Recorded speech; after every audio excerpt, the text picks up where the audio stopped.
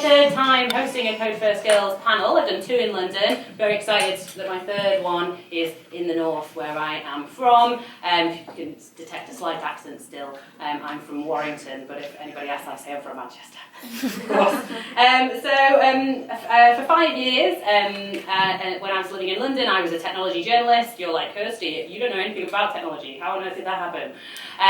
Mainly it happened because I wanted to be a political journalist. I accidentally got a break in tech. I spent a little bit of time weeping on the phone to my dad because I genuinely didn't know what I was doing. But then I realised that technology was actually incredibly political, and it really matters who has access to technology and who doesn't. It matters who builds technology and who doesn't. And so I spent 5 years doing that, kind of getting to the point where I was like, okay, maybe this is something like the dream that I had imagined. I moved back up north to work for an organisation called Tech North.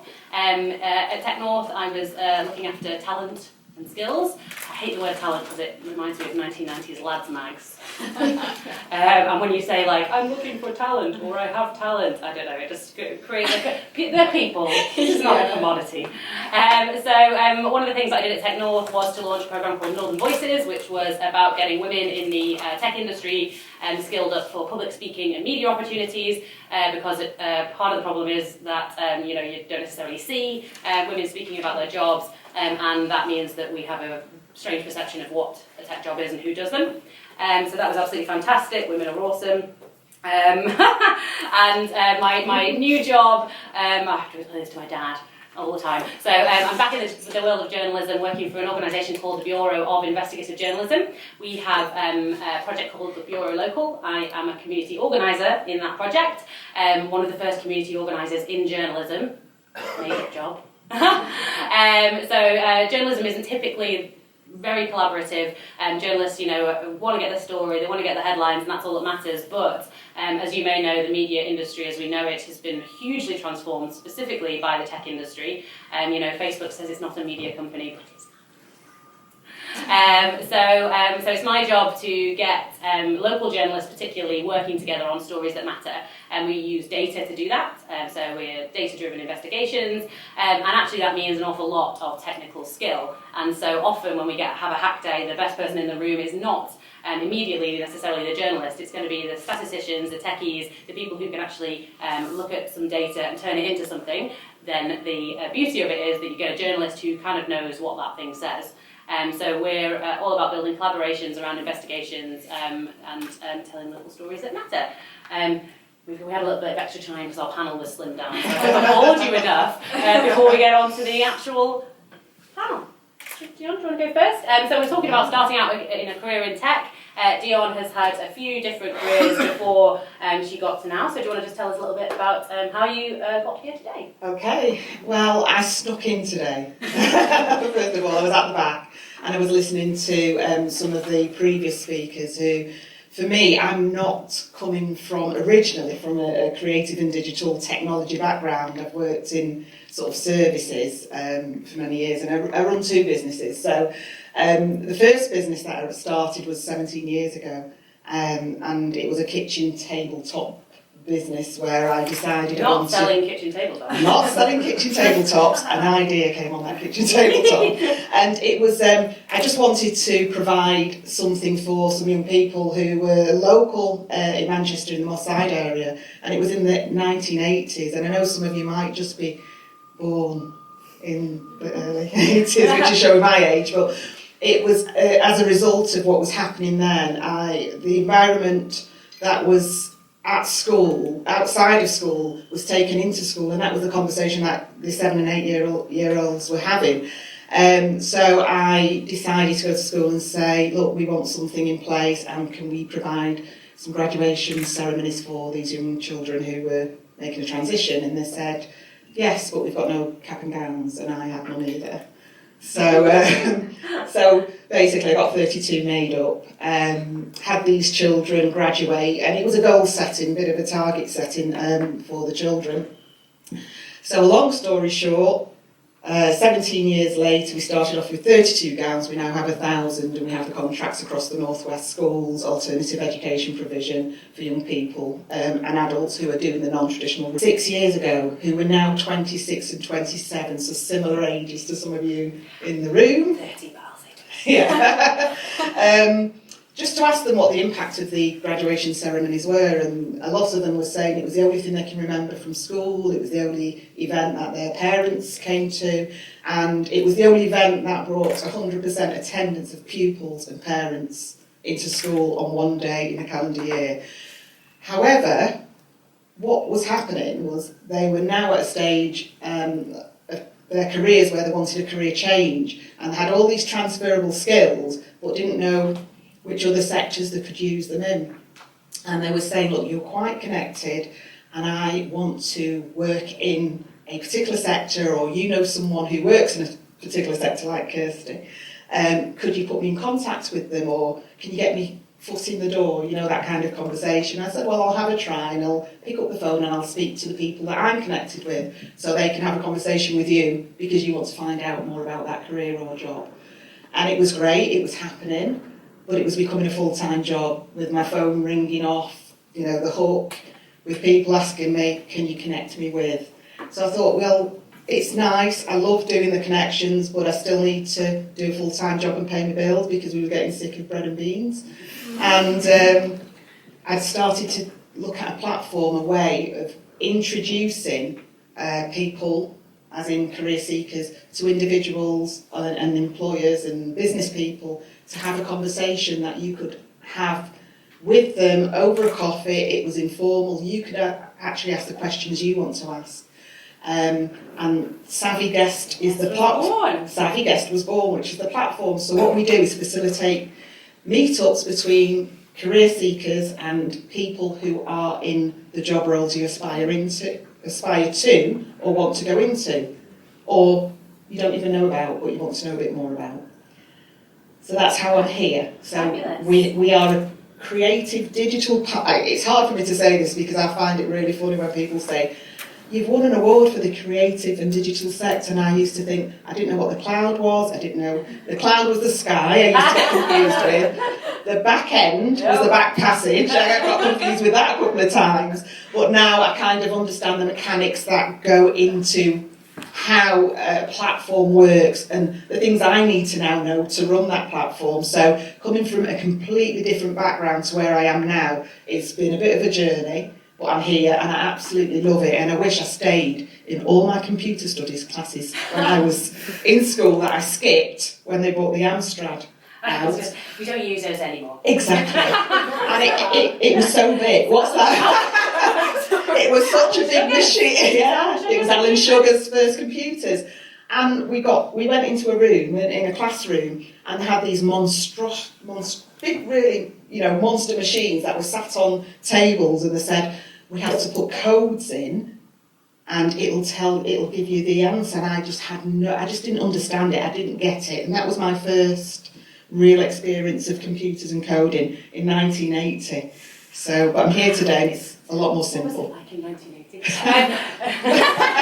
Anyway. Do you consider yourself a techie, just very quickly? I don't consider myself a techie. I think there's people who are skilled to do that, and I can ask them to do that. But I think my skill is being able to interpret my vision and give the brief to the techie to enable them to build it. And that's where I'm at the moment. Love it. Pauline.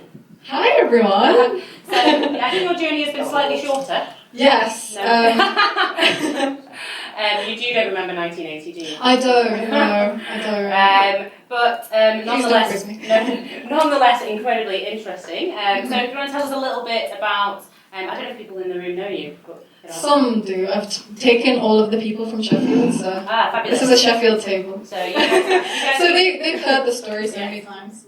But tell us about biomedical science and why on earth you're actually a techie. Okay, so I actually started my journey into tech when I was 8 years old. I was playing a video game. It was an online video game called RuneScape. Has anyone heard of RuneScape? Yes! People doing rock and roll dance. Yeah, so I was playing this video game and I hated bits of it. I just couldn't stand it. I wanted to change features of it. So I was like, how do I do that? So it was through trial and error. I was like, okay, I need to learn how to make my own game. So the first thing I thought was, okay, RuneScape is online. So obviously, right, logical thinking, obviously I have to learn how to make a website. So I started Googling how to, I know, exactly. Must have been like, oh God, boring's gone off the deep end. Exactly. So I thought that's how you do it, right? So I started learning how to code my own website, and after that I fell in love with front-end web development. What were you using at the time? HTML and CSS, yeah. Very good. Standard? Just the standard. It was like my first programming language, my first coding experience, and yeah, and then after that, I started building up this website which had like drawings, which I took photos of this game I had an idea of, right? So it was sort of like a gaming blog. Yeah. So I had that going on for a couple of years until like, I was going through school and everything. So I was like, oh, I could just write like an online diary, because I thought that was a good idea. So I was genuinely writing down everything that happened in my life. I was documenting bits of like my maths class, my English class, genuinely, and I was posting it online on my blog. Did you invent blogging? You know what? Sometimes I think I did. No, so then I started blogging about just my life and my journey at school, and it was fun until like people at school found out. And then you can imagine we were all growing up, and we were all kids, so people were like, "Oh, have you seen what Pauline's posted on her blog, on her?" Yeah, and I was like properly made fun of.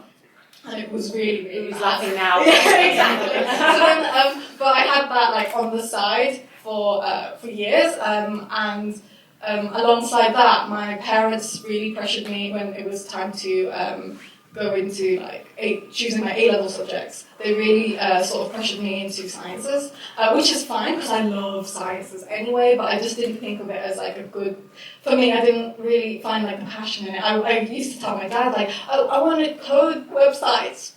And he was like, but that's not a real career at the time, you know. So I went into sciences, and eventually I got into university, the University of Sheffield for biomedical sciences. Alongside that, I've still been like coding, and I was still blogging, and I was documenting my whole journey into like getting into university, like writing blogs about how I got into university despite like having setbacks because my A-level grades weren't great in my AS level, and how I like sort of changed that. I still have them archived somewhere. It's really embarrassing when I read back and I'm like, oh gosh, that's not great. But so yeah, that's how I got started into tech. And then sometime in my second year of biomedical sciences, I was really tired and drained from my degree. I felt like it was draining my creativity. I didn't have much time to code or blog or do anything. It was just my degree. So I started looking for placements. And originally I was looking for lab-based placements. And I went to these interviews, and then these people would interview me about like lab technician roles. So much. I was so bored. I was like, oh my gosh, what am I doing with my life? So I had sort of like a midlife crisis at 20. So I was like, what do I do with my life? And then in one of my interviews in this biopharmaceutical company in Oxford, they said, because I talked to them, I ranted at them for an hour about how I have this web presence. I was just like, the internet is a great place, and I have this blog which I've created. So I told them that for like a whole hour. And then they said, have you ever thought about like a career in like communications? And I was like, what is that? I've never heard of that before. So then I started looking into it, and the University of Sheffield were hiring like a communications intern for a year, like a placement year. It was their first ever placement year student. So I applied for it, and I just talked about my blog and this whole thing I made over the last couple of years. And then they were really impressed, and they took me in for a whole year. And I did my placement year at Sheffield Uni as a communications and external engagement assistant intern. And it was the best year of my life because I got to explore how higher education used blogs for like promoting the university and what they do to prospective students. And I just got like a real good insight in like social media, not just me texting, tweeting and ranting about my life, you know. All right, I remember that. I know what that You know what I mean? But it was like using social media for impact, and I just learned so much from that placement. And alongside that, I was part of Code First Girls in Sheffield. So I was doing that alongside, and I'm still doing that 2 years on. And yeah, so now I'm in my little tech journey. I was really inspired by the Code First Girls community to go down a techie route, because I didn't think that was a possible route for me. Just attending these conferences and teaching at CFG has just opened that up as an opportunity. So yeah, I'm sort of like all over the place. Okay, excellent. Does anybody have an immediate question? We've got loads of different paths that we can go down here, and if you leave it up to me, then we're going where I want to go. Okay, excellent. So you both, I don't know whether, so obviously it seems like there are quite a lot of differences with regards to what you're both doing, but both of you, I would say, are making a bit of following your passion, making a bit of your own luck, but also doing, I think what's most interesting for me at the moment are these kind of bridging type roles. So you thought you thought being a techie might just be sitting behind a computer, but actually you're doing art communication stuff, and you don't necessarily think you're a techie, but actually you've been speaking a language that they both understand. Yes. Can you tell us a little bit more about what do you think about that as a in fact maybe on Savvy Guest, do they have these kinds of jobs coming up? Can you see a phenomenon around like new types of jobs? We have. On Savvy Guest, when people create a profile when they register on the platform, and one of the questions we ask are, what are your 3 dream jobs? And yes, we get dream jobs that we have never heard of them. We use that beautiful platform on the internet called Google, which will tell me what it means, but Google doesn't speak back to me when I want to ask the question, well, what does it actually mean? So yeah, we get weird and wonderful dream jobs, which will be in a sector that we probably know what the sector is, but we've never heard of that particular role or label. And then we have to do some, as when I say we, Savvy Guest, our staff, and that's 2, we have to go and do the research to say, we've had a call out for this particular job role. Does anyone know a theatre prop maker? Let's say that, because I can say that quite easily. Because if I get quite technical, I probably don't even know what I'm talking about myself.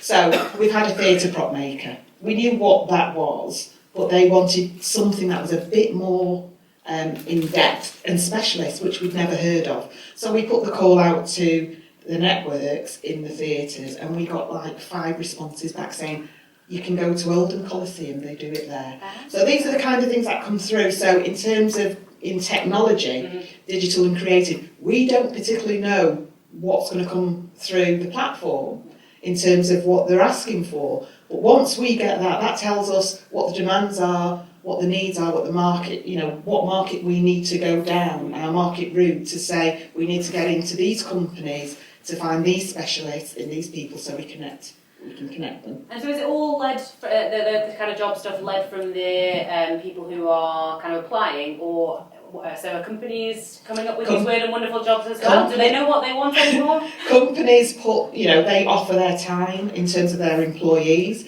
and the individuals, the career seekers, will ask for what they want. Sometimes we don't have what they want on there, we go out and market it, whereas sometimes employers will put their opportunities for the type of roles that they know they've either struggled with in the past, and they want to have, people come in to speak with their employees for whatever that may be. So it's from both sides really. Yeah. We don't have a specific, employees putting everything on and the career seekers have to choose what's there. Yeah. It works both ways. And do you think kind of job defining jobs is becoming increasingly hard? Is it? Yes. Because mainly people say actually we want great communicators. Yes. No matter what the job role. Because we don't actually have jobs per se. We're the pre-career conversation before you start applying, before you start your CVs that are more focused and streamlined to what you want to go into.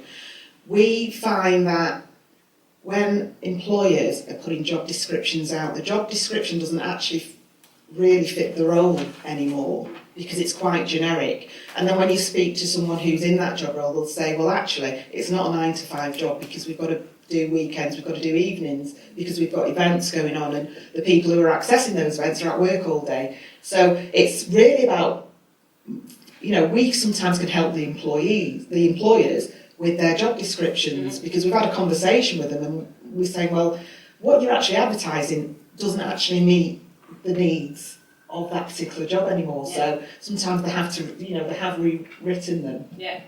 Because it's, so what are you imagining when you get out of university? Obviously you've got your gig going with Co-First Girls, and you'll have your biomedical science BSc. Yes.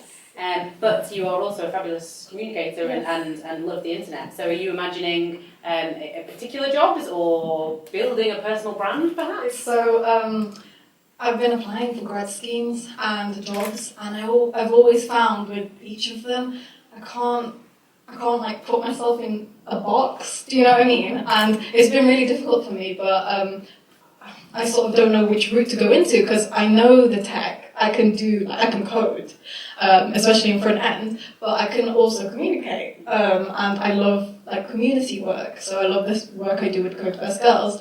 But I also can manage loads of projects, and I like project management sort of thing, which I did in my placement year. And I love social media, and I love the internet, and it's just I love all these things, and I'm pretty okay at some of them. I say I'm pretty good at some of them. So my sort of dream job would be to build up on my personal brand. I've sort of started I started generating money from my blog.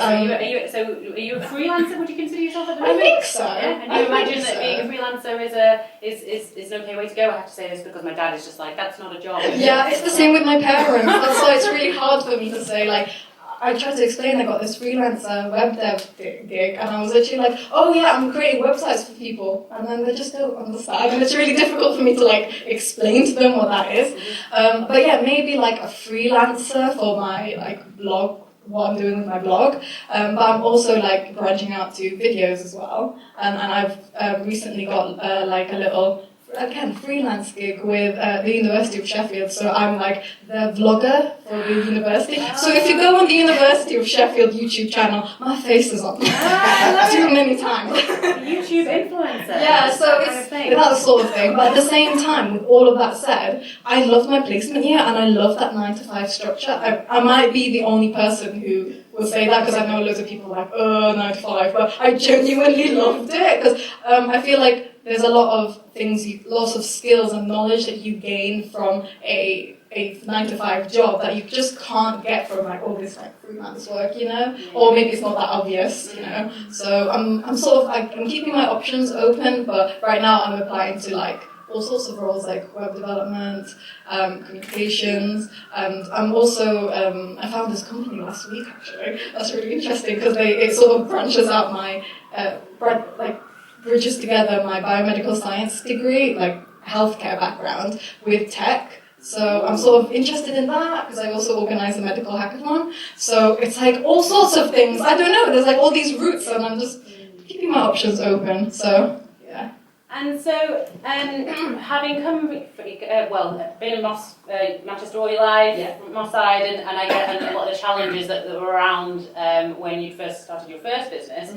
And with all of this context you now have around digital and creative and everything like that, do you have a kind of view on what people should be focusing on, given that there's so many, so much opportunity, but then there are obviously a lot of people that don't actually have access to opportunities as well. Do you have any kind of? I need this advice. I'm listening very carefully. Okay, because I'm a bit older than Pauline. I was doing a bit too much of that. I'm sorry. For me, I honestly think I worked in travel and tourism when I left school. That's one thing I wanted to do, which my career officer told me I couldn't be. Single on a cruise ship. And I tell you why. Because I was 5'1", and when I was sort of leaving school to get into, I wanted to be cabin crew. You had to be 5'2". An inch. You know, I could have stood on a toe and I would have made it, but 1 inch, and you had to be able to swim 25 metres, the length of a pool, swimming pool. I don't swim. If the plane comes down, you're not swimming anymore. So, she told, which was my geography teacher, by the way, you'll never do that because you're not tall enough and you can't swim. And I only found out years later. I mean, those aren't the requirements now. They'd be shot down for saying things like that. But the reason why you have to be able to swim the length of a bath is because the plane routes go that far from land when they're travelling. They don't go further. Well, they don't go further than so many metres from land in case they come down. Oh, so that was the reason behind it. I still don't swim. I still don't swim. I did go into travel and tourism, but I went in as a travel agent, which was behind a desk and it was dry. And then we were thinning on travel agents these days. Well, it's all online. It's all online, and I worked from home for a franchise, and before working from home for a franchise, when I went into travel and tourism, there was something called Galileo, which was the industry online ticketing. You're nodding your head, so I think you might have heard this kind of terminology before. So what you had to do, and ticketing in travel pays a lot more if you're able to do ticketing.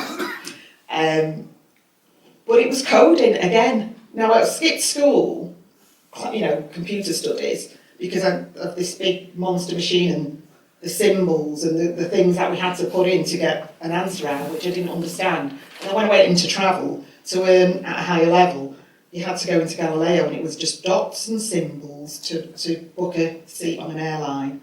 So I skipped that as well. So I sat behind a desk dry, didn't get to be cabin crew, but I've been able to travel the world because I now do something that I absolutely love that gives me the freedom.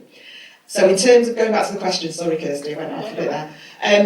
I just think you need to really find your passion. I think once you find your passion, it doesn't feel like work. And if you really enjoy it, and people say, well, the question is, how do you make money? How do you make money? None of the businesses I've started were ever about money. It was always about the passion for the people. I've always wanted to connect people. I've always wanted to inspire, motivate people to do the best they can.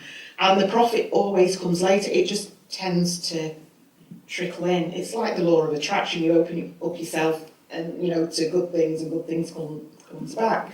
So if you have the passion for what you do, keep testing, try and speak to the people who are doing it. You might find, actually, it's not quite what I thought it was, but it doesn't matter because there's loads of different types of roles within the sector that you can do. So if it was my go-to, if I was asking who would be the go-to person, that would be Savvy Guest, because I can toe dip and test the water with people like Pauline and yourself and all you great people out there just to have a conversation with. Is it right for me? Am I right for the industry? If I'm a person who sleeps all day, it's obviously not going to be right. And I'll get up and shear some sheep tomorrow, so I might live on a farm. But you don't know until you've had those conversations, if you know what I mean. So it's just focusing and finding what you're really passionate about. And I think once you've honed in on that particular skill, you'll be fine. You'll be absolutely fine. And it's not a problem if you go into a job and you don't like it. Yeah. Move on. There's no law saying that you can't. So, has anybody got any lovely questions? I can see people's hands are just waiting to come up. Were you going to add something on to that answer? No, I wasn't. Did I give you the advice you needed, Pauline? I was waiting for someone to be like, but yeah. Who is job seeking here? Who is passion seeking? Passion seeking sounds wrong. Yeah.